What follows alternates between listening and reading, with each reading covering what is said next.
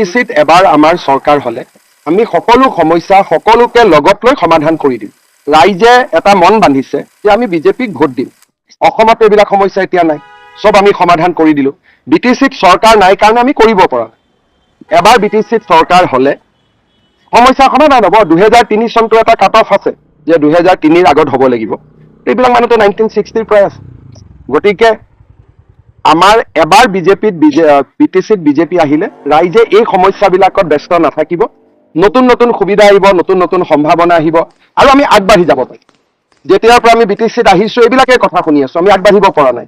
এবাৰ বিজেপিৰ চৰকাৰ হলে আমি আগবাঢ়িব পাৰিম। প্ৰাক্তন মন্ত্ৰী ৰিহন দৈমাৰী বৰ্তমানৰ ডিপুটি চিফ তেওঁলোকৰ প্ৰতি কিয় মোহ ভংগ হৈছে? মইতো কাকো সমালোচনা কৰা নাই, মোহ ভংগ হোৱা বুলিও কোৱা নাই।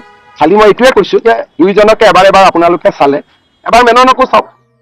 কিন্তু মই তেওঁলোকক কোনো সমালোচনাও কৰা নাই আৰু এটা শব্দও মই কাৰো বিৰুদ্ধে কোৱা নাই, কাৰণ আমি এটা সিদ্ধান্ত লৈছো যে বিজেপিয়ে কাকো সমালোচনা নকৰে। গোটেই নিৰ্বাচনটো ছাৰ আপোনালোকে সহমৰ্মিতাৰ মাজতে কৰিম।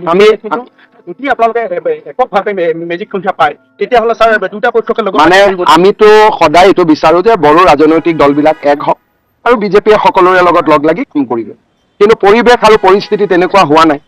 ইলেকশ্যনৰ ৰিজাল্ট হওক, এতিয়া মাত্ৰ মই দুটা সমষ্টিলৈকে আহিছো।